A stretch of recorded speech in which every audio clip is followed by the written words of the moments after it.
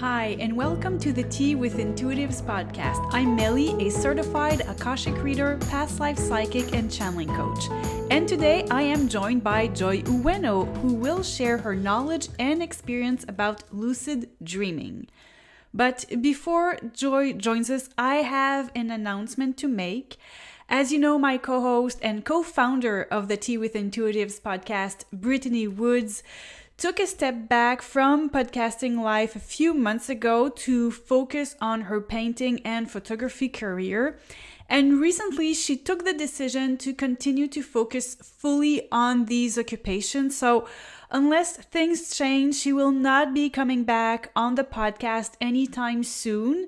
And I was obviously saddened our duo is no longer in the podcasting world, but I've been following her journey as an artist and I completely get it. She's fully thriving in what she does and I wish her the best. So now there has been some changes for me too, and I decided to pause the podcast for a few months. As you might have heard, I signed a book deal, yay! Signed it a few months ago with a French publishing house who approached me to write a guide about the Akashic Records. So I'll be pausing the podcast and also posting less on social media while I dedicate my time to writing the book. I will also keep working on my elemental activation series, so the next remote energy healing will be with the water dragon, which I started to connect with, and we have a pretty fun and joyful dragon here, so I'm excited to create this offering for emotional healing. And all this being said, I am still offering Akashic readings and tarot readings, and the best way to keep in touch with me is definitely via my newsletter, as there are special offerings I am only offering to my newsletter subscriber.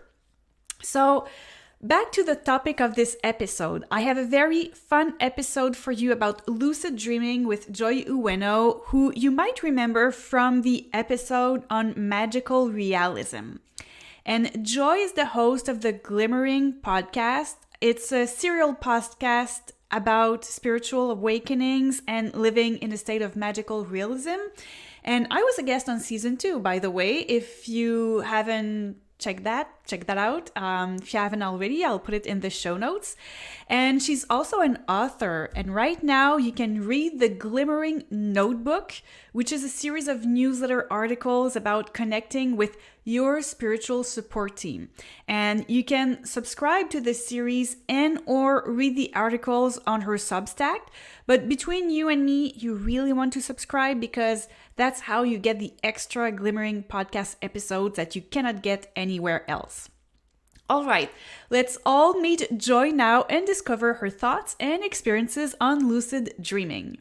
Hello, Joy. Welcome to the Tea with Intuitives podcast. Hi, Melly. Thank you so much for having me. Yeah, it's such a pleasure to have you for a second time. And before we go into anything about magic and lucid dreaming, let's start the right way at Tea with Intuitives. And Joy, let me know, what tea are you drinking? I am just drinking straight up holy basil. Wow. Holy basil, yeah, it's really good for grounding and like heart opening. So I have a cacao practice now that I do ritual every morning. But that was just like enough caffeine for me for the day. So I've moved on to holy basil. How about you? Not holy basil. Actually, I have 2 cups because since I'm interviewing you, I'll have lots of time to drink. So I thought, 2 cups. First one I have is a mushroom. They call it mushroom coffee, but there's absolutely no caffeine in it. Yes. It's chaga mushroom. And I love the name of the company. Check it out. They are called Akasha. Of course. Of course. Yeah, and I love it. And my second cup is a cinnamon cardamom tea. So very Christmassy because we're recording this on December 9th. So I'm in the Christmas vibes. It's coming. Yeah. Yeah. So, Joy, today I would like to talk to you about lucid dreaming because I've heard about your story on your podcast, The Glimmering, and I just want to know, all your story, all your experiences. But first, for the people who don't know what lucid dreaming is, what do they need to know? So, lucid dreaming is when you become aware that you're dreaming and conscious that you're dreaming while you're dreaming. And a lot of people like to do, some people can do this very naturally, like it just happens to them while they're sleeping. My husband used to have this happen to him when he was a kid a lot. So he would be like asleep and then he'd go, "Oh, I'm dreaming." And then a lot of people will do things that they can't do in the physical world while they're lucid dreaming. So flying, seeing people who have passed on, like, flying planes that they don't necessarily know how to fly in real life, things like that. But my husband wasn't doing things like that. He was just sort of exploring. And he would sometimes stumble upon people or beings who weren't exactly human. And in one of his experiences, he opened a door and there was this being there, and this being looked at him and said, "You're not supposed to be here." And he closed the door. What? Crazy. I do think that there is this when we dream, we're able to interact with realms that we can't necessarily interact with easily in the human body. And so I was very fascinated by this idea of lucid dreaming, just because I wanted to see, what is it like to fly? Or can I communicate more easily with people? For people who don't know, I've been on this spiritual awakening and for the last 3 years. So I guess it's at this point, maybe not the awakening anymore, but on this journey. And part of it has been this kind of deep dive into mediumship in order to communicate with people on the other side. And I thought, well, maybe this will be an easy way to communicate with people on the other side. I'll be able to see them. And I was getting a lot of messages that I should try lucid dreaming and I'll be able to talk to them and believe it, And lo and behold, it is not an easy thing for most of us to do. So it was quite a journey. Yeah. So how did you get to learn about how to lucid dream? And I mean, did you train with someone or just read about it, heard a podcast about it? Yeah. So I was getting a lot of messages the way that for me that spirit communicates with me is just by flooding me with signs.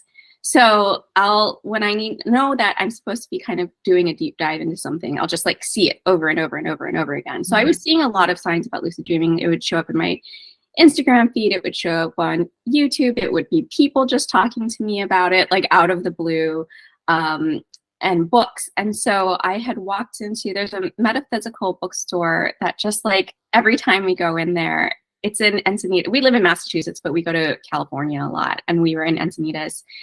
And there's a bookstore that's very meaningful to myself and my friend Carrie, because Carrie's daughter, who passed, loved that bookstore, still loves that bookstore. And so she sends us all of these messages whenever we're there.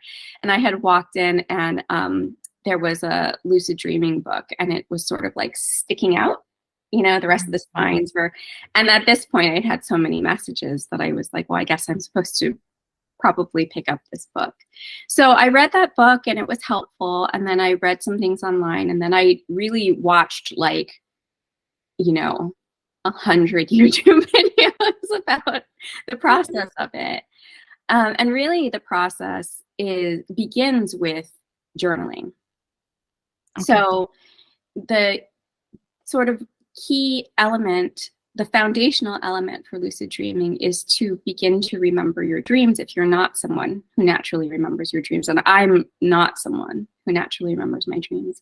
And so I started first by just journaling, and I would wake up and I'd be I think it's something you lose 90% of your dream in the first 5 or 10 minutes. And so you have to wake up and get the willpower to like reach for a journal in the dark, write something down, and then it helps you to remember it. And that practice was really helpful.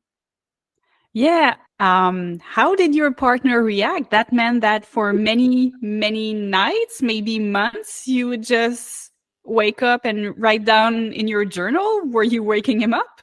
So James sleeps like a rock. He is not bothered by, I feel like we could have all kinds of things happen around us and nothing, he would just be out like a light. And you know, we've received some really interesting information from our friend Marilyn Kapp, the medium, who's on the season finale of my podcast, about exactly why James is out like a light, which has to do with astral projection. So, so I'm like, oh, that's why he's like totally not even there. And so it's been fine. It was fine while it was happening. I could like, in fact, so the next stage after the journaling is that you kind of want to get into this. You can try all of these. There are all of these different methodologies, but the one that I found that worked really well for me is I was already waking up multiple times in the night, and that was something that I realized was happening because I was meant to be doing this work. So they say, I think it's like you want to wake up at like between like 4 to 6 hours within your sleep cycle.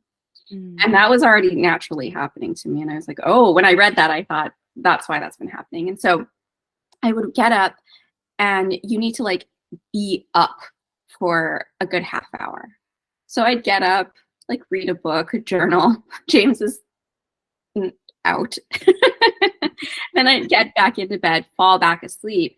And that process of like waking yourself up and then going back into the dream state is, I think, probably the most effective way for most people to get into a lucid state, or to get into a state where they're remembering more of their dreams and then working their way toward it. But the other thing is that lucid dreaming, a lot of it has to do with memory.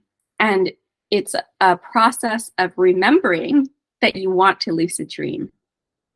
And so the other thing I was doing was, throughout my day, I would poke my palms and ask myself if I was dreaming.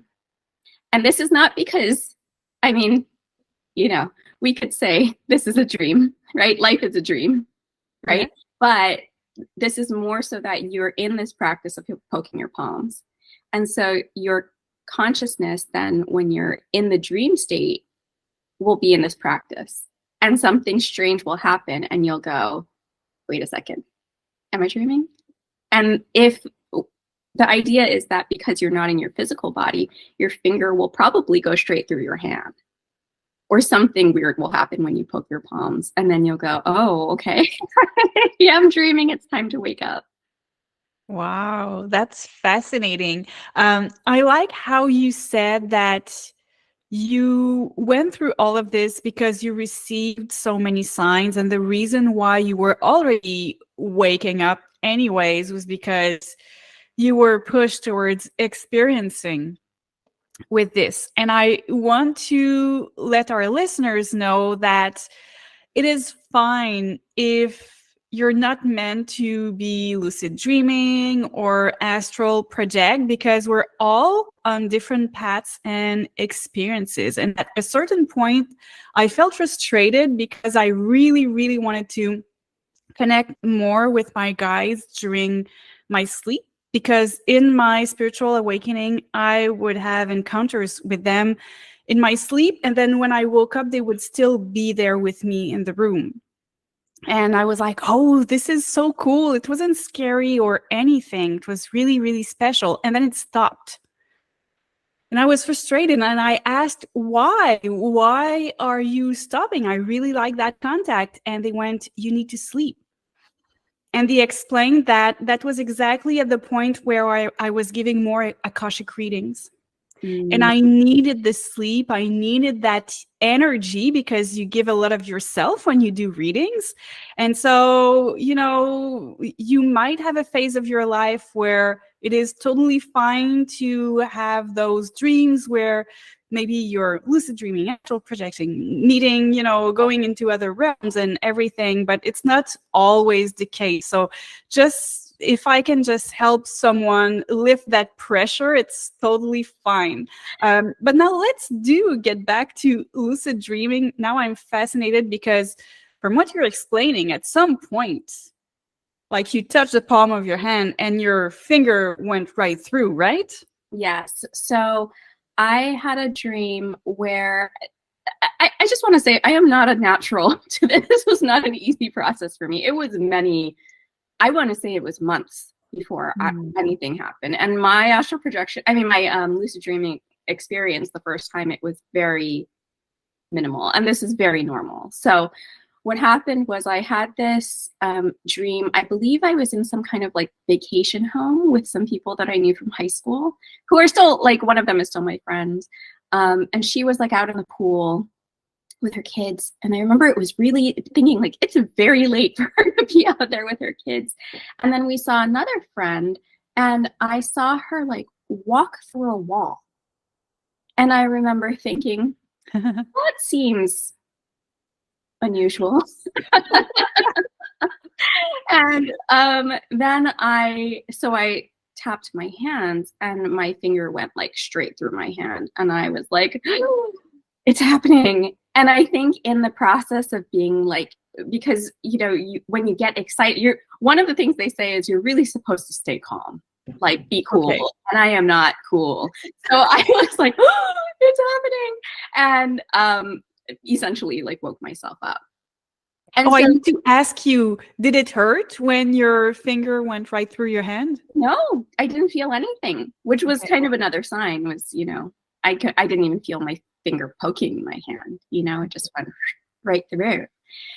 And so I made a little bit of an effort to keep going with the astral projection, but I'm so glad you said what you said with the lucid dreaming. So I'm so glad you said what you said because it did mess with my sleep, right? It created this cycle of waking up and like, it was sometimes hard to get back to sleep, all of this stuff.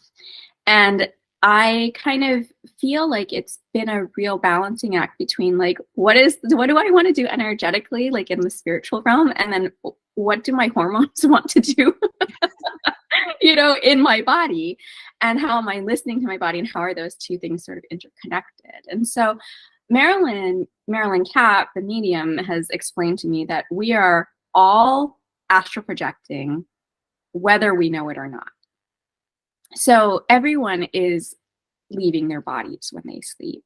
Yes. It's just some people remember it and some people don't. And so it's like fine if you don't remember it. It's more important that you're getting a good night's sleep. And I am right now doing a lot of blending with spirit work.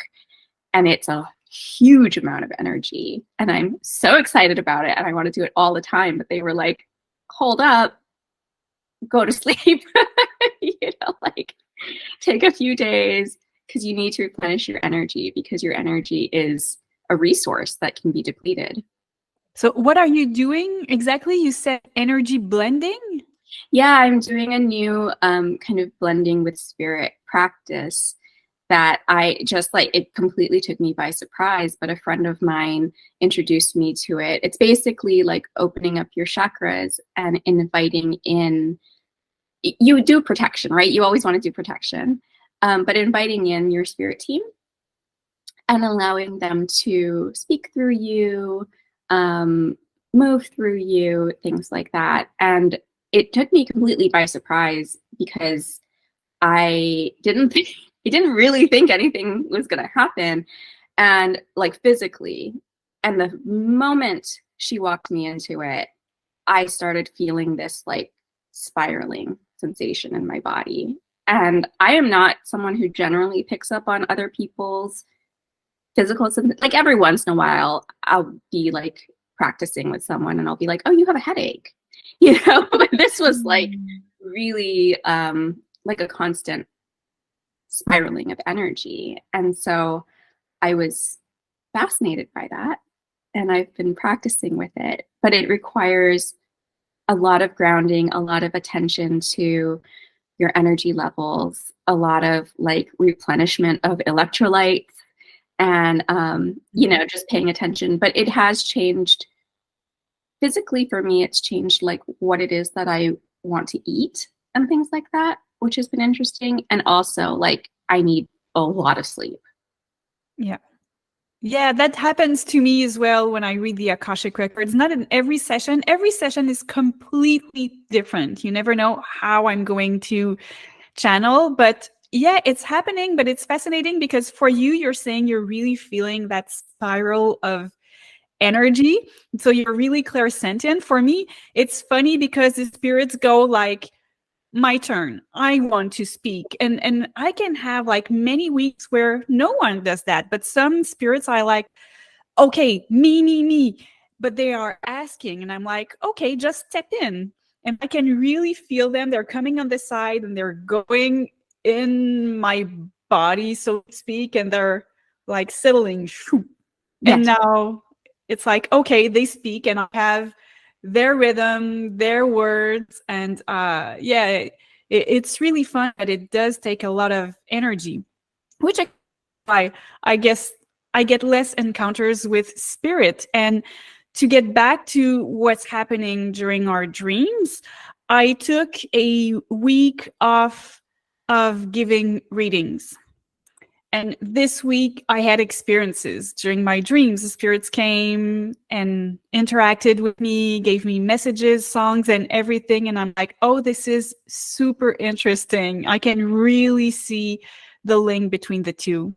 Yeah, I think they're like good for you for resting, right? Because it's hard for us to get ourselves to rest. But also, they're going to come in no matter what we're doing anyway. Exactly. Whatever way they can reach us, whether that's signs or other people sharing messages with us. Because I think a lot of times people think they're not getting messages from spirit, but they are. They're just getting them from their friends who are like saying to you, you know? And they're like, I don't know where that came from. You're like, I know where that came from. Yeah. I had, I think, a good 2 months where they would use my husband and my cat to send me messages. Really funny. Yeah. Yeah. Okay, I want to know, when you told me that you were super excited that you were lucid dreaming, like, were you excited at some point? Did you, how do you say that? Did you get taken off the lucid dreaming because you were too excited?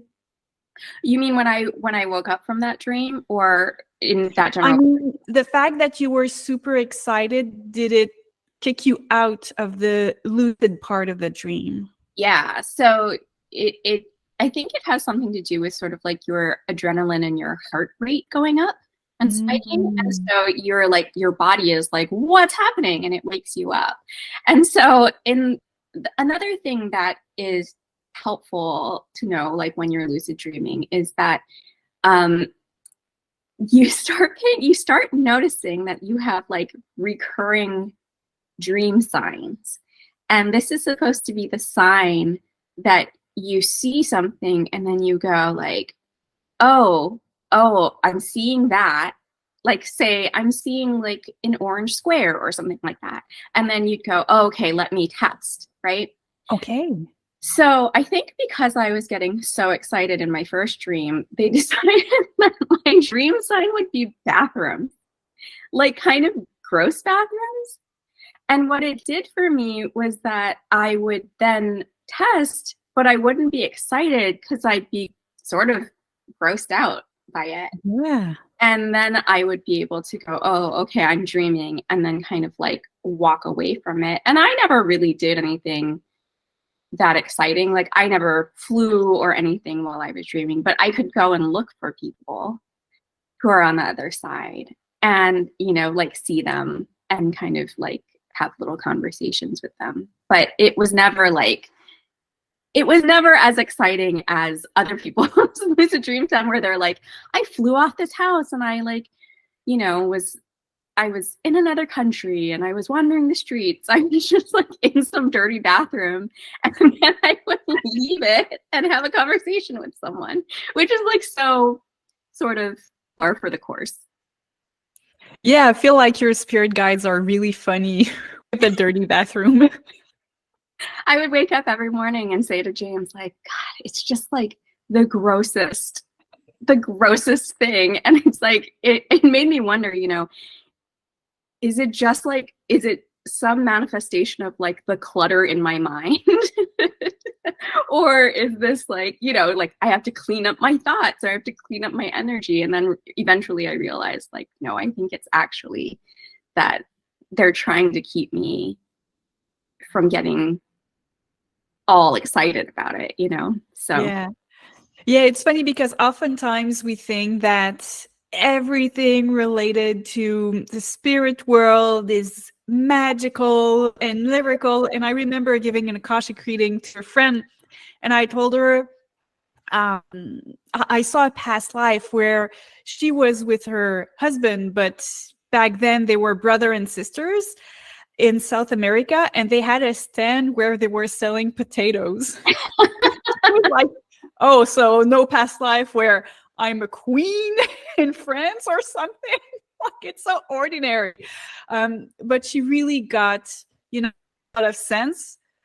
The past life, it made sense what happened and how it's affecting her relationship to her husband. But yeah, we laughed about that. It's not always all glamorous. yeah, and I think also just a note on those past lives. I think those simple past lives are like sometimes teach you the most, you know, about like what is happiness, what really matters to us, who are we at our core, without like all of this like ambition and success and like craziness, you know? So I love that. Yeah. Okay, now I want to know, you say that you are meeting people from the other side, people who have passed. How do you do that? So you go, okay, I'm lucid dreaming, I want to meet someone. Do you just call them? Do you open a door and say, okay, when I open the door, I'm going to see my grandma? So for me, so for people who don't know, the first season of my podcast, the whole podcast, but the first season of my podcast is about someone who I loved, who I call Jack, who passed very suddenly and unexpectedly. And he and I had always had a like psychic connection when we were together, when we were very young. And then like always, like up until the time he passed, all of these mysterious things had happened to kind of like bring us together and like let me know that something was about to happen. And so he was the first person I was looking for in my lucid dreams. And it was just me being like, okay, my finger just went through my hand. I must be dreaming. Let me go find him. And I would sort of just wander around out of the bathroom, clearly, but like one of the ones I remember is that I was in a market, and I just like walked out of the bathroom and like started wandering around this market looking for him. And then I like finally like found him. And then I was like, oh, you're here. Good. Like, let's talk. And we'd have sort of like a quick conversation. And then it would transition into other things. Like we'd be in like other places and other things would be happening. And it was never like, I think for me, it was never like the kind of deep conversation that I really wanted to be having, because I think I had probably like partial control over the dream. But a lot of my awakening has been about learning to surrender and trust. So surrender and control. And I think that part of the reason these experiences were so sort of like out of my control is because that was just a lesson that I needed to be learning at that time. So now when I have these experiences, I just sort of see where they take me. I don't like have a mission. I don't try to do anything. I just sort of wander around and see what happens. And it's been really wild lately, you know, like dreams about like giant squid aliens. Oh my God. You're really in other realms. It's really interesting. It's really interesting. But like those people, like that my person on the other side and like my ancestors and stuff, they'll be there, you know, and they'll be part of the dream. But it's more like there's just this experience we're having where we're like, well, that's a strange thing to see outside the window. Yeah, definitely. And now that you are more experienced in lucid dreaming, do you still need to wake up 4 to 6 hours after you went to sleep and do journaling, or is it something that happens naturally? So I do wake up naturally anyway. And Okay. I find that the lucid dreaming happens most often on those nights where I'm really frustrated and I can't get back to sleep. So Mm. it is like a silver lining of that experience of like tossing and turning and your mind is racing and things like that. But then I'll wake up in the morning and I'll be like, whoa. Oh yeah, that definitely happened. So it is helpful for me. But I think that there are people who just kind of get into a rhythm of it and they don't have to do that anymore. Mhm. And do you consider that there is a difference between lucid dreaming and astral projecting? Yeah, so astral projection, for people who don't know, is when you're like your energy, so your kind of spirit is leaving your body and projecting outward to be in the astral realm. And lucid dreaming, I think, is a part of astral projection, but your consciousness is still sort of wrapped up in your human consciousness, right? You're kind of Mm. like this personality, this life, and things like that. Whereas I think when you astral project, a lot of times you're kind of free of that identity in a way. Mhm. And what Marilyn says is that we're all sort of having these experiences and playing, but also sometimes we have missions. And so our souls are going off to help people a lot of times by doing, you know, like unusual. So what she had told James, I'll tell a story. So we went to have brunch with Marilyn. She lives in California. And it was like this 6-hour brunch. Because, you know, when you're with someone that magical, it's just sort of like time and space cease to exist. And she said to him, and for people who don't know, like my husband is sort of a skeptic, but he's had a lot of wild things happen to him since my awakening, especially. And she said to him, sometimes you wake up and you have a strange taste in your mouth. And he was like, wow, like, and he looked at me and he said, I haven't even told you this, but yeah. And he's like, it's not like morning breath. It's like some weird taste in my mouth. She goes, yeah, it's because you're astral projecting. And she told him that he sends his energy out, and in places where they've had disasters, so like natural disasters or like earthquakes, wars, things like that, he will send his energy out and hold his energy body over the places where there are survivors. And his energy will attract rescuers to that space. And she said, and you know that you do it, when you do it, you kind of stand like this. And she put her hands out to like her sides and away from her hips. And the funny thing about that is that that's the position James sleeps in. Because if he doesn't sleep that way, his elbows fall asleep. Okay. So he sleeps like in this position, and she's showing him this position. And we thought, oh, well, that's interesting. Like, you know, but like we believe Marilyn because she said she's brought through so many other messages from our loved ones. But it's sort of out there, right? You're like, I don't have any like basis for this. It's like I don't have any context for this.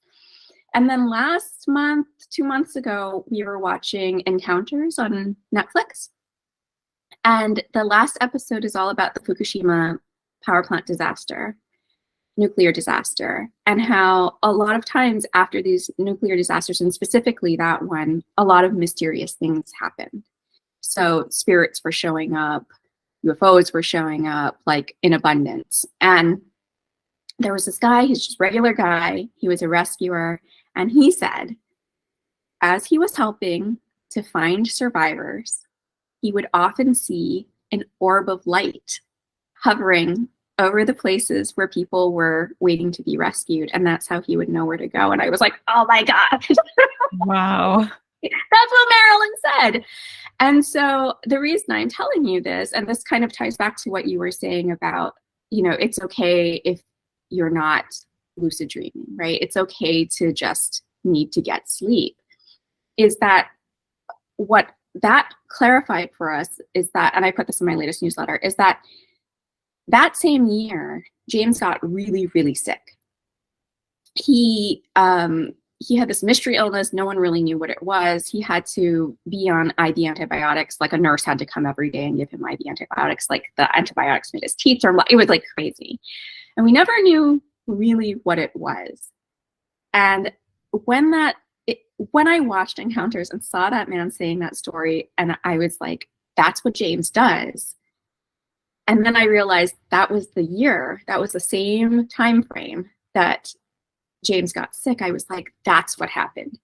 He astral projected, he carried some of that toxic energy back with him, and it manifested into his body.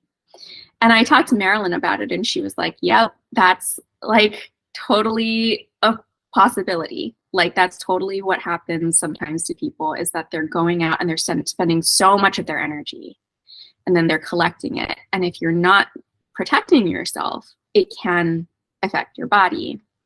And so it's important to ground. It's important to do protection before you go to bed. It's important to, when you wake up, release the energy, whether or not because James doesn't know that he's astral projecting, and like send it up into the universe and then down into the earth, so that that energy can be cycled through you. So this is all to say, astral projection, I do think that we're all doing it. I think it's closely linked to lucid dreaming, but I think that the lucid dreaming is still sort of this attachment to who we are and our identities, and the astral projection is like a completely different like soul mission. Yeah. And as you said, James is a bit of a skeptic. So does he action now that he knows about it, or is he still like, nah, I'm not sure, this is crazy?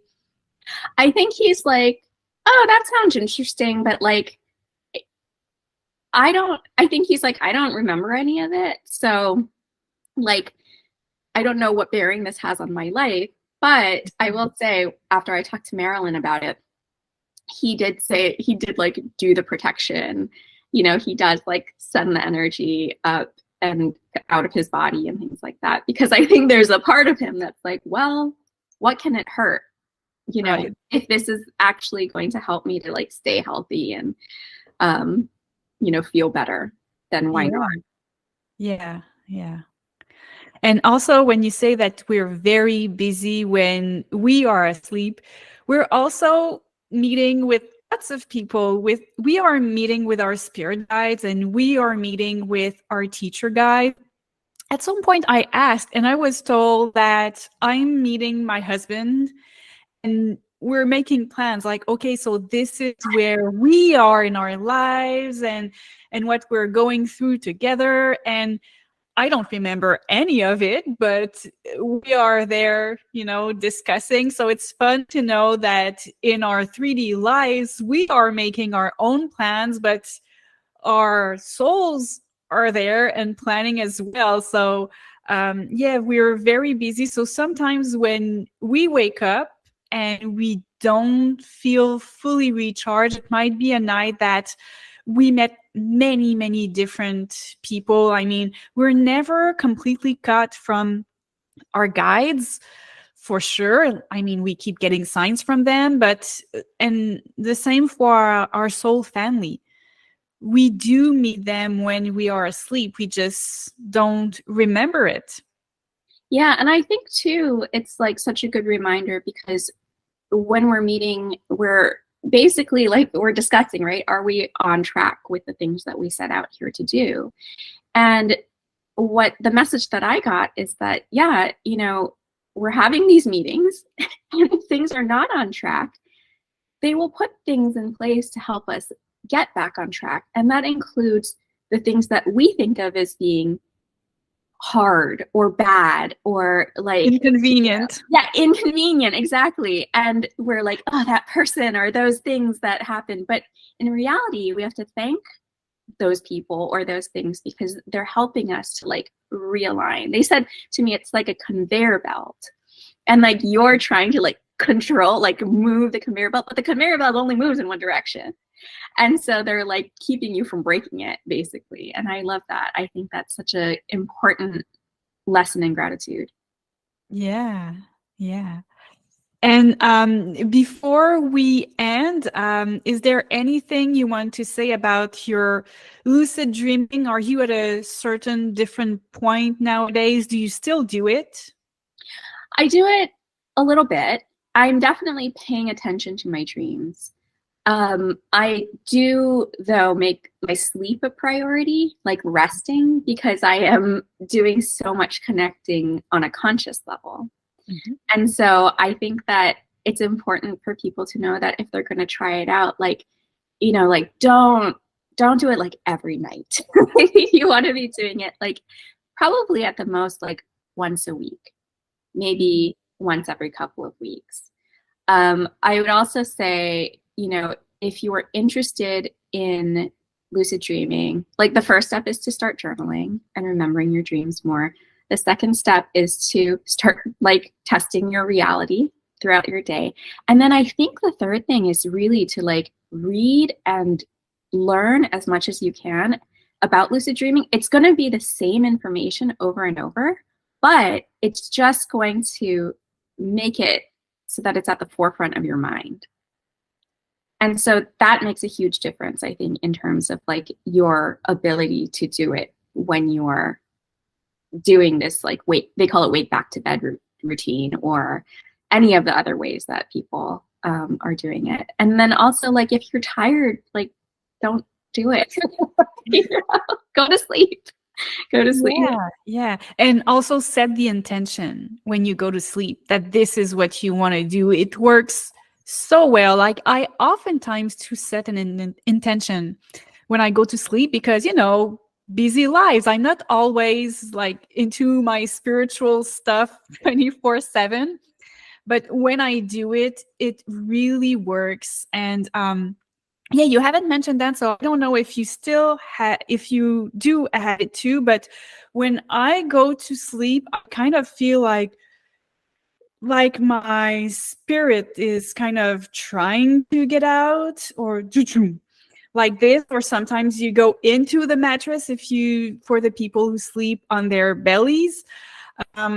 So either going up or going in the mattress. So I can really feel like, okay, I'm setting the intention. Okay, I would like to have an encounter with my spirit guides. You know, anything you wanted to tell me, any experiences you want me to have. And I picture them. And then I kind of let everything float a bit. It's kind of as allowing my spirit to move as it wishes.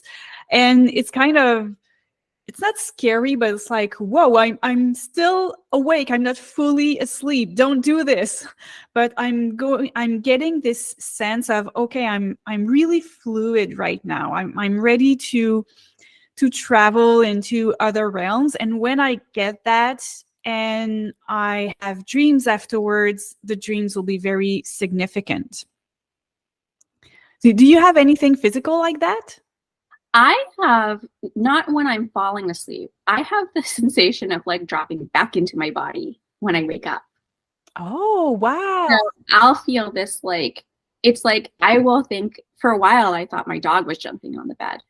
But it wasn't. It was just me sort of. And then I also would feel like I thought we were having like little earthquakes. But it was just my body. It was just me my energy coming back into my body.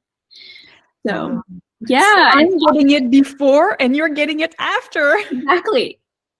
So that's just like such a testament to the fact that it's different. You know, it's different for every single person. And like just embrace the experience that you're having and don't feel like you need to compare it to anyone else's and see where it takes you. I should say, when I say that I'm meeting my spirit guides, I don't always see my spirit guides as in human form or anything like that. So just so that people aren't frustrated, when they show themselves to me in a dream, I get really excited, a bit like, the experience you told me. And when I get too excited, I kick myself out of it. So what they do is that they take other appearances, but they answer my question. So if I've been asking them a question about something for a while and I didn't fully get the response, or I did get the response once and I forgot about it, they're going to come back in a dream and give the same message, but in a different way. And then I wake up and then I'm like, why did this person, like it's a neighbor that I don't talk to? And then I go, oh, but this person's in exactly what the spirit guide said. So my spirit guides are there, like kind of winking. And I'm like, okay, I get the message. I really forgot about that piece of information. I'm going to put it into practice. Thanks, guys. And I think, too, they never are going to let you, like, I think they're used to us being sort of dense and forgetting things or not getting the message the first time. And they will just keep bringing it up if you're not remembering. So I don't feel like, I used to feel like, oh no, what if I forget? What if I forget something? But the truth is, like, they're not, it's fine. Like, they're not going to let you can't do it wrong. You're not doing anything wrong. Yeah, I think it's Andy Puddicombe who was saying, he's the co-founder of Headspace, and he used to be he was a monk for 3 years in his younger days. I think it's him who said, like, he had a notebook in his little monk's room to note things down because he would get things while he was meditating. He doesn't say channeling, but he would get, like, I don't know, epiphanies or things like that. And the monk didn't want him to have the notebook. And he said, if it's really important, you're going to remember it. And I feel like it's the same things with our spirit guides. Like, it's fine if we forget because they understand. They have been incarnated before. And we're all spirit guides in training. We're all going to be spirit guides someday. And having that human experience on Earth is what is helping us, helping others in the future, having that experience. So they totally get it. They don't have emotions like we do. They aren't frustrated. Sometimes they find us funny, but they're never judging or they're never angry at us. Yep. They're just like, oh, there she goes. Letting that slip again. Yeah. We'll remind her later. Yeah. Well, thank you so much, Joy. This was so much fun and fascinating. Is there anything else you would like to say before we end our discussion? No, I don't think so. I think just like, there are so many ways to access like the astral realm and our spirit guides and our loved ones on the other side. And it's a language that you build with your team and spirit. I think we all have this like team and spirit that's helping to support us and keep us on track. And lucid dreaming is one way to do that, but it's not the only way. And so if people are feeling like they want to try lucid dreaming, they absolutely should. But if they're not feeling guided to it, then, there are so many other things to explore and ways to make that connection. And like, you're already making that connection, even if you don't know it. Agreed. Yes, absolutely. Yeah. And I know you're a busy woman. So do you want to say what you're doing right now? How can people reach out to you? Yeah. So the second season of my podcast, The Glimmering, just aired on Wednesday. I'm not sure at this point if there's going to be a third season. We'll see how it goes. But at the moment, what I'm working on, I started a Substack. It's my name, joyueno.substack.com. And there I do a weekly writing. And then I'm also in January going to start airing bonus episodes, which are like the podcast in that the way they sound. They'll be like the lucid dreaming episode. So for people who don't know, each season of my podcast, all of the episodes are connected to each other. So they're telling like one story over 6 episodes, like Serial. But not like Serial because it's not true crime, it's just spirituality. And the bonus episodes are just going to be like standalones. So each one will be about a topic. January, I believe, is going to be about money and spirituality. And then, February will be about love and soulmates and twin flames, things like that. So I'm going to start doing that in the new year. And then we'll see what unfolds in my life as far as like if there is a 3rd season to be made. Yeah, because you're talking about your life and your experiences. So you want to wait and see if something new comes up? Yeah, I mean, well, I think what people don't really understand is that the first 2 seasons of the podcast, that's information, that's like stuff that happened to me over the course of 3.5 years. Mm-hmm. And so I think there's probably like a little bit of a waiting period before anything else comes through that can make like a complete season. Right. I totally get it. And I know how it's tiring when we have projects like that. It's really, really draining. So I know how you would like to get a pause. I don't like for you to have a pause personally because your podcast is my favorite podcast. Thank you. But I understand that we really need these pauses.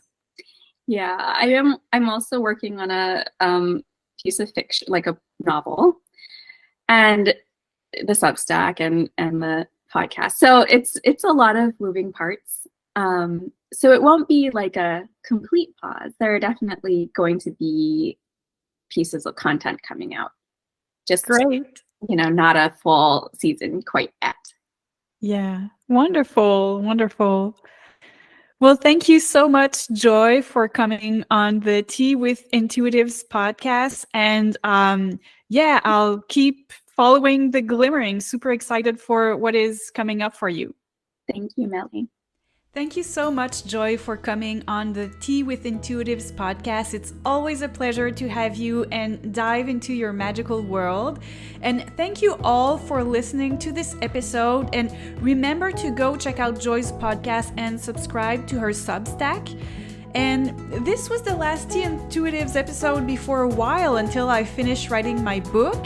You can keep in touch with me via Instagram, YouTube, my newsletter. And I am wishing you all a magical winter, and I'll see you around in the podcast universe when it gets warmer. Okay, thanks everyone. Bye.